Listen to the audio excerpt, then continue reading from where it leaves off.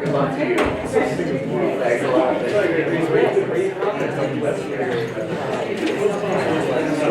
Yes, that's a good way to put it. Okay, hi everyone. For the sake of time, I think we can get started since I want to honor you guys' time. We're running a little bit behind.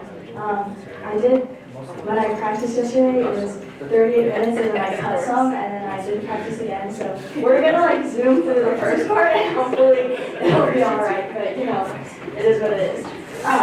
So I'm actually going to take us in kind of a different direction than the rest of the conference. I'm an interdisciplinary major at Baylor, but most of the research and potential grad work that I'm trying to do is in the social science areas.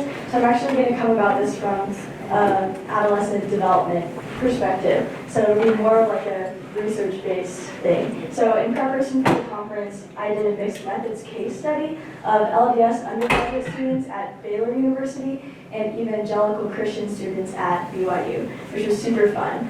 So this study was approved by the Institutional Review Board at Baylor University. I had a PhD mentor who was a huge help. Shout out Dr. Langless. And all participants provided consent to participate and also to have the data shared today. So super grateful for them as well. Okay, so first I'm going to go really briefly through the theoretical background for this study. So my main developmental framework is Erickson's psychosocial stages. So he basically believes that students should ideally solidify their identity during the college time. And if they do this, they can properly progress to develop future developmental stages like intimacy formation and beyond. In 1966, Marcia was a scholar who further developed Erickson's theory regarding identity formation, and he believed that students first have to go through this crisis period. So this is a period of struggling and questioning, and research has proved that this is actually promoted in diverse settings, which is really cool. And off of this crisis, there's kind of either two places that you can go. There's identity achievement, where you find a really strong confidence in who you are and what you believe, or identity diffusion, which is more of confusion or internal chaos surrounding identity questions. Identity diffusion is also correlated with lower self-esteem and later issues in intimacy. And also, according to Erickson's theory, just further development will be potentially hindered because they haven't successfully passed this stage of identity achievement. And then interestingly, Marcia also has this alternate route. So if you don't face crisis, you could go into identity foreclosure, which is basically since there's a lack of crisis, the student or the individual avoids considering alternate ideologies altogether. And this can also lead to later issues in life because they have a lack of development or a strong sense of why they believe what they believe or why they are who they are. In addition to this, another sociological framework that was really helpful for this study was Mead's symbolic interactionism. So both Erickson and Mead have this idea of, Mead calls it his umwelt, Erickson calls it the umwelt, Mead calls it this generalized other. And this concept is that cultural expectations and norms are internalized in the individual and become part of who they are. So how this plays out for Mead is that there's an interplay of self-avowals and ascriptions. So a self-avowal for me would be like, I am evangelical, or like I'm an evangelical Christian. And I could say this to myself, this could be my internal identity, but we actually need ascriptions from our surrounding communities in order to solidify that identity within us. So this is something we'll get into a lot further on because there were some really good conversations I had with participants about the specific idea. But basically, society telling you that you are what you think you are helps you achieve that identity. Okay, so I'm going to fly through this because we don't have much time. But basically, there's a lot of previous research that really helped me with this project. I did a pretty extensive literature review since there's not much surrounding this area, especially with LDS evangelical interactions in universities. But basically, a study in 2003 showed that religious minorities can kind of face this forked path where the crisis or the struggle that they face as religious minorities in university can, as Mead said, either push them in a positive direction of spiritual growth or a negative direction of kind of like this confusion or loss of identity. Then there was a series of studies by Bowman and Small from 2010 to 2012. They did a lot of research, published a ton of papers on religious minorities in universities, and they aimed to study what affected which road religious minorities would go down in their time at university. And ultimately they concluded that an ecumenical worldview of a university is associated with improved well-being, gains in spiritual identification, but strangely enough also gains in religious struggle. So struggle is therefore correlated with religious growth or development in the universities. They also found that campus, classroom, and peer groups all contribute to this. So it's not just the peer groups, just the classroom experiences, or the campus guidelines, but all three of those are factors for religious minorities. And then, the Gordon one's really interesting. Basically, he created a framework for the classroom. So he said that teachers who teach religious minorities will take one of three approaches. One, they'll either ignore diversity and expect minority students to just fit in, or two, they will compensate for diversity through pedagogical accommodations. Or number three, which is the ideal one, is they utilize student diversity as a resource for learning. So that was shown in his study to be the most beneficial for both minority and majority students. Okay, so now going into my participants a little bit. So at BYU, 99% of undergraduates identify as Latter-day Saints, so that 1%, even a smaller percent, are evangelical Christians, or even Protestant Christians. And then at Baylor, 88% of students identify as just Christian in general, and a majority of which identify as evangelical. So Baylor used to have Baptist roots, they've moved a little bit more towards just Christian in general, but definitely the majority is still evangelical population. Let's see here. So taking all this into account, I had three research objectives going into my quantitative and qualitative study. So the first one was to measure the sense of belonging for religious outgroups at these universities, specifically the LDS students at Baylor and the evangelical students at BYU. This first one was done through the quantitative measures, so the online surveys, and then the second two were done through the qualitative interviews. So the second one is to understand the experience of religious outgroups with peers, faculty, and universities at large. Then the third was to provide ideas for how universities can improve interfaith interactions. And this is something that I want to purely come from the students. I tried to bring as little of my bias as possible into the study, and I'll go into that a little bit more, but the approach that I use for research or data analysis hopefully really just highlights their experiences instead of what I think about anything. So I'll go a little bit into the methods. So the first phase of the study was a survey. So the students took a 10-minute online survey with 5 scales measuring different things. And then after they did that, they would sign up for an interview. And I had 30-minute-ish online Zoom interviews with each of the participants, which was really awesome. I enjoyed that a ton.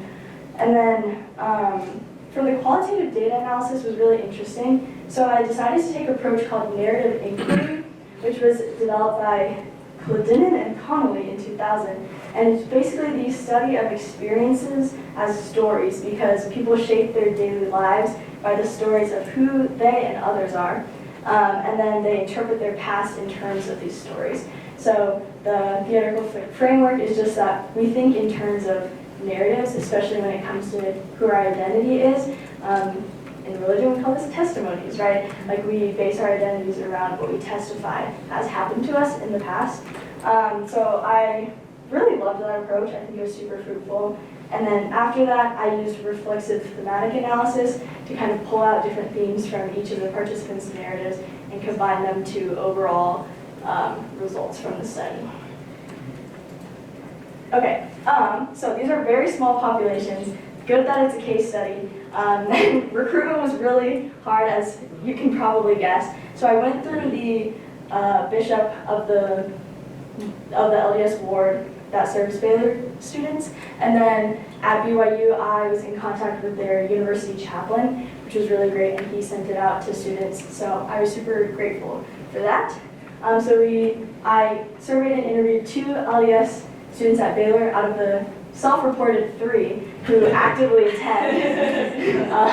So that was great. Yeah, there's more that I identify like on paper as LDS but don't actively attend. Yeah, and then I also surveyed and interviewed 3 evangelicals at BYU. Okay, so first I'm just going to go really briefly through the quantitative stuff. It's not as interesting. All you really need to know is that there was like nothing major to report, which in this case is a really good thing. So we don't want students to have like a lack of sense of belonging or feelings of isolation. So overall, both universities were pretty much like average or a little bit better than average on all these scales, which again, for what we're studying is really good. So shout out to and Baylor for that. I also did like an independent samples t-test comparing the 2.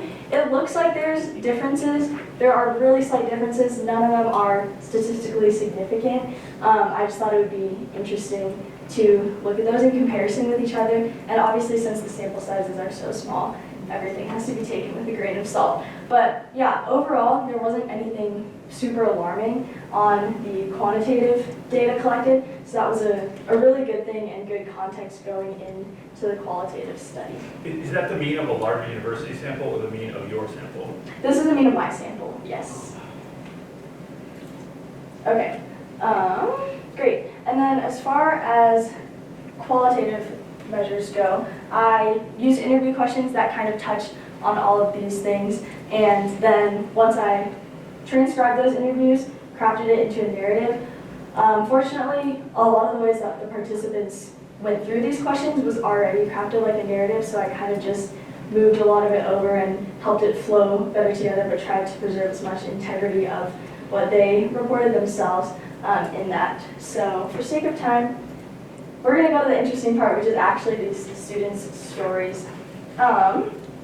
So I was thinking of the best way to do this, because I don't want to just read off the paper, but I think for the sake of the students, I actually do want to read off the paper, because I don't want to misrepresent them in any way. And I think if I try to retell the stories how I perceive them, it's actually going to bring in more of my bias into all of this. So I'm going to read for you most of the story of each of these participants. I took out some for time's sake that was a bit more off topic from the general research questions. But yeah, so I'm just going to jump right into that. So participant 1 is a LDS student at Baylor. They grew up internationally in a relatively irreligious context. So none of their friends or families attended church growing up really at all. But while reading about different Christian denominations in school, their school had a very extensive world religions curriculum. Participant 1 discovered the Church of Jesus Christ of Latter-day Saints. After learning about the LDS Church, they asked to read the Book of Mormon, which led to their conversion and baptism in their later teen years. Since there were very few Christians at their high school, they formed a student union all together. Catholics, Pentecostals, LDS, all in the same room. To participant 1, Christianity was very ecumenical growing up, and especially in high school. They also went to a local LDS, a local youth group at a Protestant church, because their LDS church had so few youths. So then on Sunday nights, people from a lot of different churches would gather to be around other youths who were Christians like themselves. Because of this ecumenical experience, participant 1 decided they wanted to attend a Christian university. Because BYU did not have the major of their choice, they looked at other schools. In their search, they found a lot of smaller Bible colleges required a statement of faith and Sunday church attendance. Since they did not believe in the Trinity and wanted to be able to attend their LDS church on Sunday mornings, they decided on Baylor University.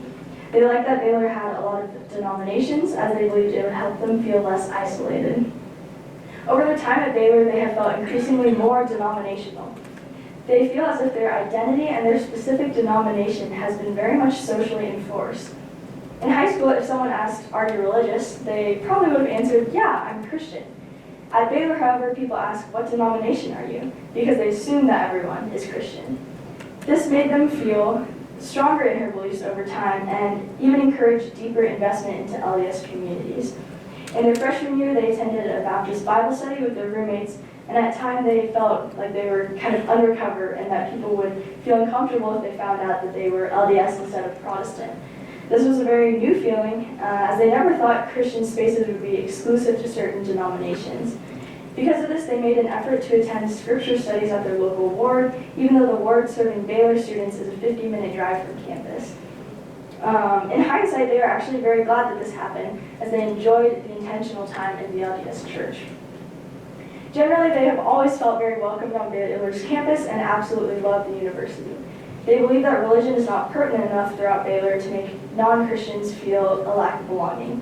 The only times where they have felt like they do not belong are the chapel requirements, theology classes, and football games against BYU. Interesting. At Baylor, all students are required to take 1 year of chapel.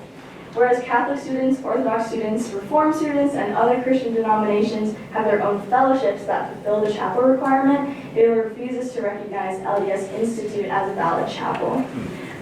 They felt as if Baylor was labeling them as not Christian in this situation. Theology classes can also get quite contentious, especially when students in the class are looking to be ministers in the future. So once peers have worked out their LDS, participant 1 would sometimes receive texts after class from peers trying to convert them to a certain denomination. This did not make them feel excluded necessarily, but a bit out of place. And then, this is my favorite one, but participant 1 named the week that Baylor plays BYU in football as BYU Hate Week. It was the homecoming game of their freshman year, and the professor made a joke about Latter-day Saints in class and followed it with, "I really hope no one is a Latter-day Saint here." For the first 2 years, participant 1 hunkered down and tried to keep a low profile during this week. But over time, they learned to have fun with it. For example, in response to signs at football games joking about polygamy, they made a giant sign with their friends saying Latter-day Saints for Baylor, which got a lot of attention from peers. People would come up, take a picture, and say how much they loved it.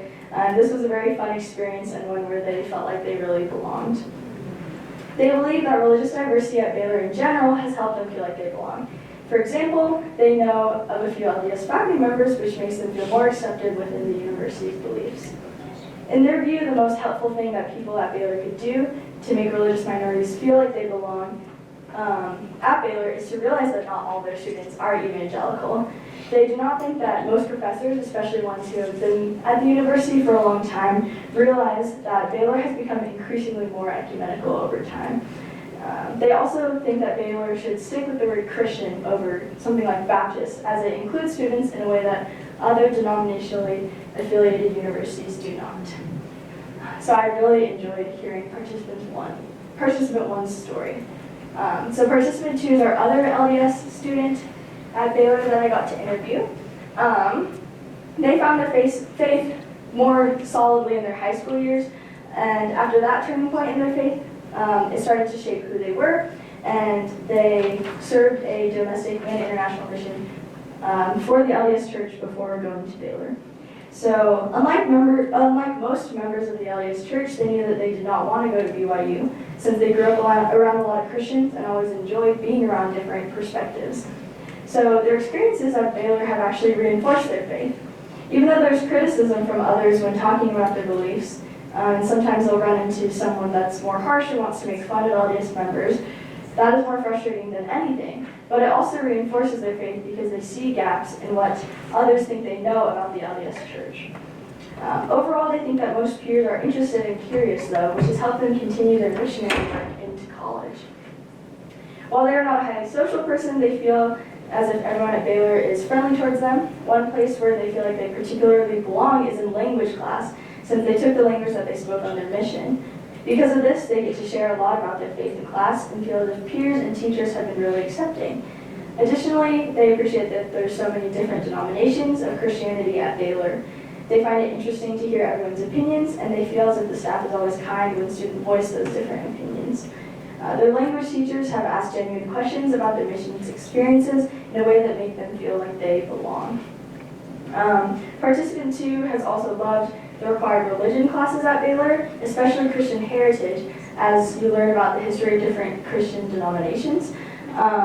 They find it interesting, or they think it is important to learn about other brothers and sisters in different denominations, and because of this class, they feel like they are able to correct misconceptions about other Christian denominations.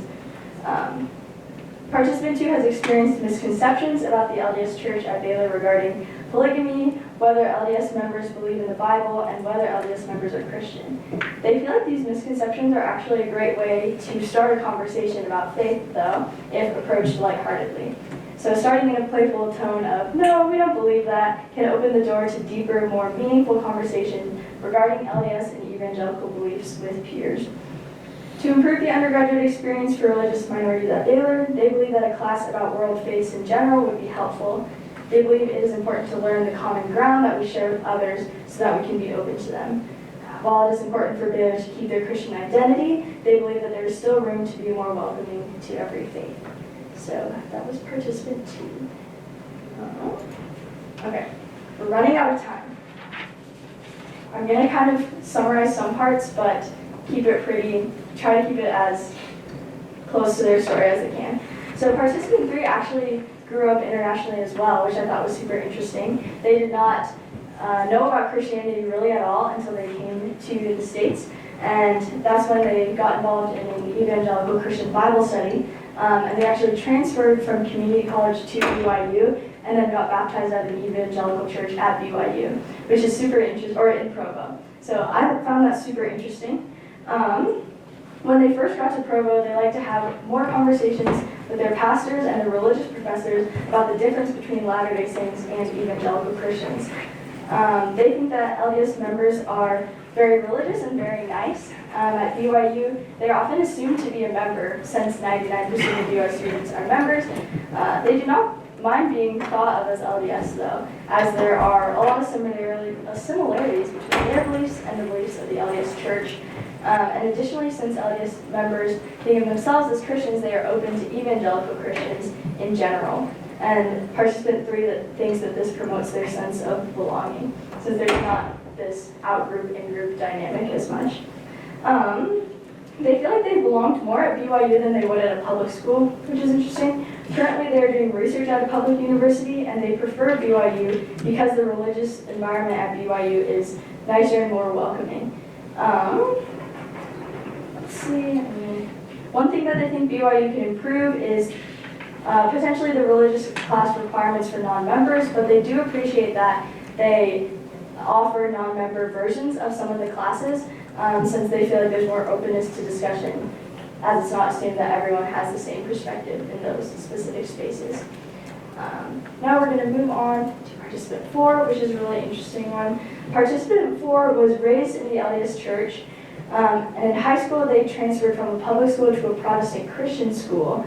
And in the theology classes there, they learned about Jesus from a slightly different perspective than they had growing up, and they eventually decided to become an evangelical Christian instead of an LDS member. At first, they did not want to go to BYU since they did not consider themselves LDS anymore, but eventually a teacher told them that God could work through their time there, and they decided to go. So participant 4 has found that their teacher was exactly right, and they've come to love BYU and enjoy the ways that God is working there. In their time at BYU, they have developed a lot of respect for the LDS Church. They do not have any hurt or trauma from their upbringing in the LDS Church, but just disagreed on some theological things. But now, however, they see it as the community that God has called them into.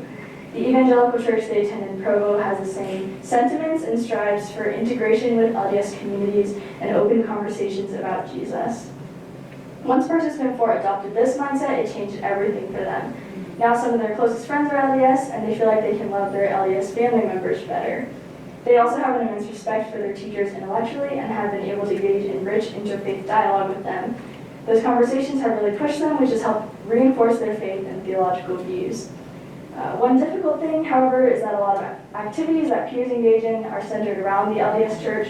For example, participant 4 has friends that will go to the temple, which can make them feel sometimes excluded from the group.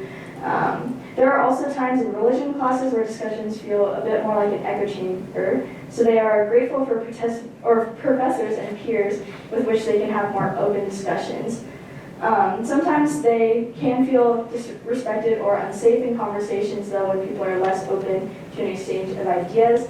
Especially since they were formerly LDS, they have to be careful about who they have open discussions with, because they could get in trouble with the university for being ex-LDS and at BYU.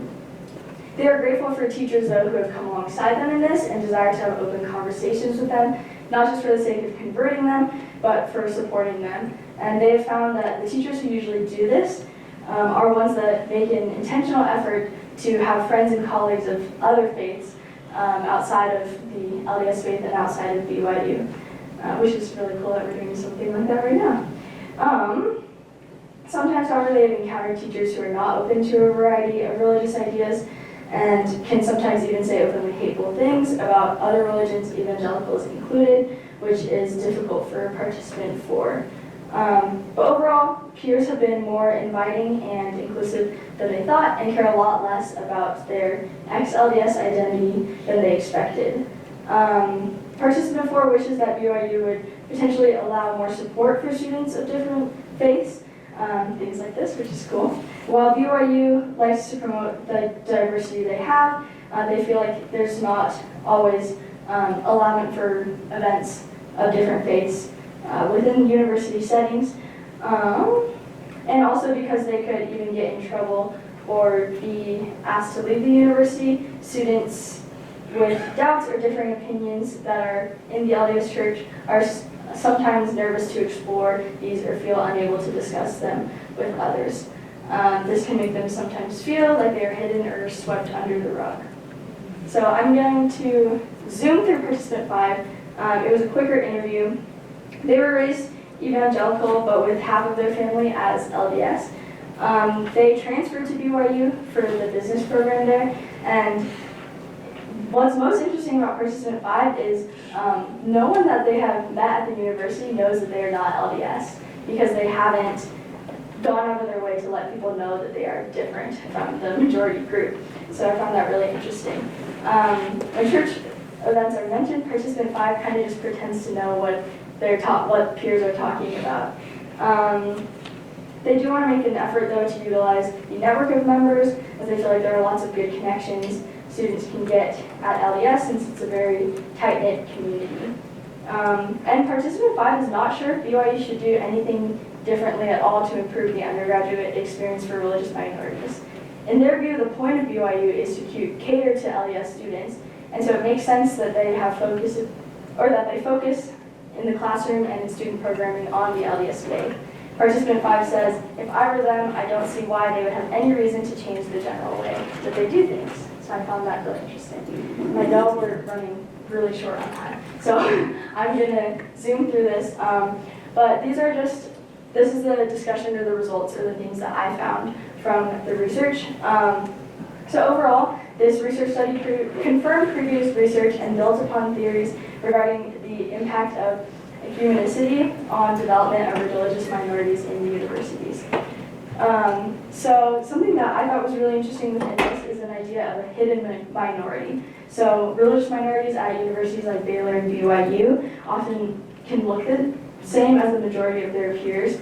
And so it's assumed that they are the same, but they actually are a minority in a sense. Something that the BYU chaplain actually said to me that I thought was really interesting is that often for these students on BYU's campus, the 1%, it's only an interfaith experience for these religious minorities on campus the majority of the time, because they are assumed to be LDS members, but they're having this internal dialogue with themselves surrounding these issues. So the idea of the hidden minority was super interesting to me.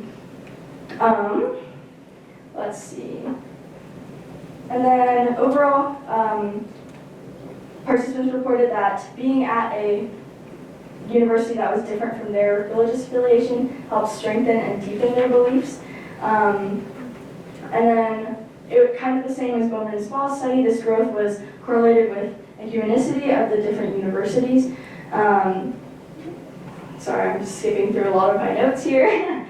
And yeah, and again, the most common suggestion was improved university humanicity in general. But the most interesting thing, which I think has been something that's been touched on throughout the conference, is what I kind of label it as nuanced humanicity, but participant one narrated that their identity and their specific denomination have been very much socially enforced in their time at Baylor. And that was like the most interesting thing to me in the whole study. It's something that I've even felt coming from Seattle to Baylor, where Seattle's a more secular setting and being Christian is often just enough. You don't really need to identify with anything more than that. And coming to Baylor, everyone would ask me like, oh, what denomination are you? It's like, I don't know. I thought I was just Christian. And so I think that's something I've experienced as well. And Dr. Gustafsson yesterday was talking about in Norway the transparent non-neutrality, or this community of disagreement. And so it almost seems